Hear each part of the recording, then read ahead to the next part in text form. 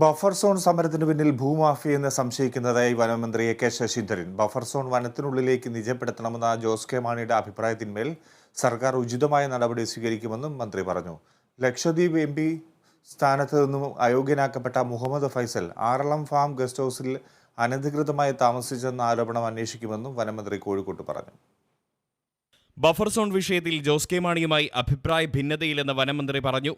Buffer zone വനത്തിനുള്ളിലേക്ക് വേണമെന്നത് പുതിയ അഭിപ്രായമാണ്. അതാണ് കേരള കോൺഗ്രസ് മുഖ്യമന്ത്രിക്ക് സമർപ്പിച്ചിട്ടുള്ളത്. പക്ഷേ സർക്കാരിനൊപ്പം നിൽക്കാനാണ് കേരള കോൺഗ്രസ് ശ്രമിക്കേണ്ടത്.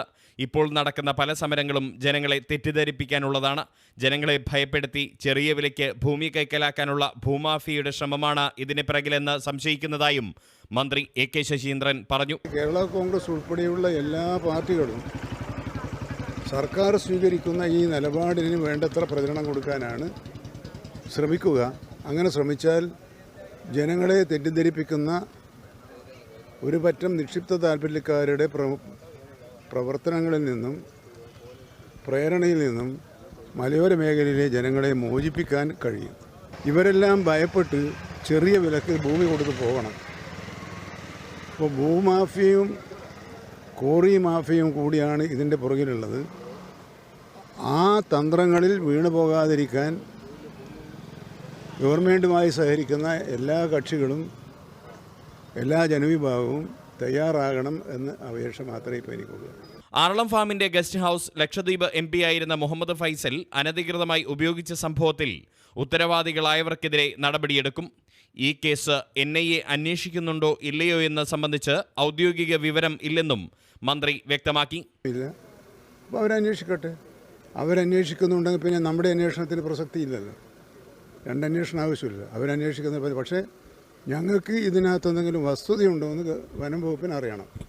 ആ വസ്തുത അന്വേഷണം ഞങ്ങൾ നടത്തി അതിൽ കാര്യമുണ്ടെങ്കിൽ സാധാരണ നിലയിൽ വനം വകുപ്പ് എന്തൊക്കെ കാര്യങ്ങളാണോ അപ്പോൾ അത് MP ആയിട്ടല്ല ബന്ധപ്പെടുന്നത്. ആ ഗസ്റ്റ് ഹൗസുകൾ ആരെങ്കിലും അനധികൃതമായി ഉപയോഗിക്കുന്നുണ്ടെങ്കിൽ അത് അനുവദിക്കാൻ പറ്റുന്നതല്ല. അതിൽ വനം വകുപ്പിന് സ്വീകരിക്കാവുന്ന എല്ലാ നടപടിയും സ്വീകരിക്കും. എരഞ്ഞിക്കൽ കനോലി കനാൽ റോഡ് ഉദ്ഘാടനത്തിന് എത്തിയപ്പോഴാണ് വനമന്ത്രി എ.കെ. ശശീന്ദ്രൻ മാധ്യമങ്ങളെ കണ്ടത്. Kerala vision news, Kozhikode. ISRO ചാരക്കേസിലെ ഗൂഢാലോചന കേസിൽ 6 മുൻ പോലീസ് ഉദ്യോഗസ്ഥർക്ക് മുൻകൂർ ജാമ്യം. ഉപാധികളോടെയാണ് ജാമ്യം. പ്രതികളെ കസ്റ്റഡിയിൽ വേണമെന്ന CBI ആവശ്യം തള്ളിക്കൊണ്ടാണ് 6 പ്രതികൾക്ക് ജാമ്യം നൽകിയത്.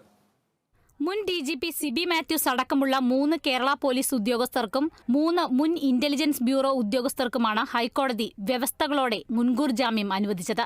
1-ാം പ്രതി S. വിജയൻ, 2-ാം പ്രതി തമ്പി S. ദുർഗാദത്ത്, 11-ാം പ്രതി മുൻ IB ഉദ്യോഗസ്ഥനുമായ PS. ജയപ്രകാശ്, മുൻ DGP Sibi Mathews, Intelligence Bureau മുൻ ജോയിന്റ് ഡയറക്ടർ RB ശ്രീകുമാർ എന്നിവർക്കാണ് കോടതി വിധിയിലൂടെ ആശ്വാസം ലഭിച്ചത്. അന്വേഷണവുമായി സഹകരിക്കണം, സാക്ഷികളെ സ്വാധീനിക്കരുത്, വ്യവസ്ഥകൾ ലംഘിച്ചാൽ ജാമ്യം റദ്ദാക്കുമെന്നും കോടതി വ്യക്തമാക്കി. പ്രതികൾ 27-ന് ഉദ്യോഗസ്ഥർക്ക് മുൻപാകെ ഹാജരാകണം. പ്രതികൾക്ക് ഹൈക്കോടതി നേരത്തെ മുൻകൂർ ജാമ്യം അനുവദിച്ചിരുന്നു.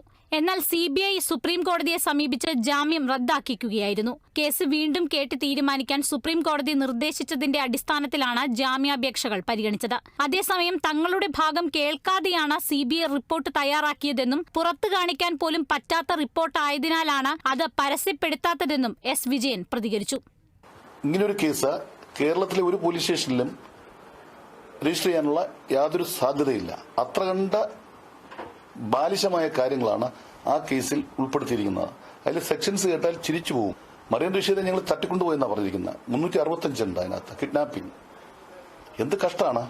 ഒരു ജുഡീഷ്യൽ ഓഫീസർ ആയിരുന്ന സുപ്രീം കോടതി ജഡ്ജായിരുന്ന ജസ്റ്റിസിന്റെ റിപ്പോർട്ടിന്റെ അടിസ്ഥാനത്തിൽ ഞങ്ങളാരും ഇപ്പോഴും കണ്ടിട്ടില്ല. ഈ റിപ്പോർട്ടും CBI ഒളിപ്പിച്ചു വെക്കുന്നതാണ്. ശരിയാണ്, അത് പുറത്ത് കാണിക്കാൻ പറ്റാത്ത വിധം ഉള്ള ഒരു റിപ്പോർട്ടാണെന്ന് മാത്രമേ ഞാനിപ്പോൾ പറയുന്നുള്ളൂ. ചാരക്കേസ് ഗൂഢാലോചനയിൽ വിദേശ പങ്കാളിത്തമുണ്ടെന്ന ആരോപണത്തിന് തെളിവില്ലെന്നും നമ്പിനാരായണൻ അടക്കമുള്ളവരെ അറസ്റ്റ് ചെയ്യാൻ തീരുമാനിച്ചത് കൂട്ടായ തീരുമാനത്തിന്റെ ഭാഗമായിരുന്നുവെന്നുമാണ് പ്രതികൾ വാദിച്ചത്. എന്നാൽ ചാരക്കേസ് വ്യാജമാണെന്നും പ്രമുഖ ശാസ്ത്രജ്ഞരെ കള്ളക്കേസിൽ കുടുക്കി അറസ്റ്റ് ചെയ്തത് നിയമവിരുദ്ധമായിട്ടാണെന്നുമായിരുന്നു CBIയുടെ വാദം. Kerala vision news, Kochi.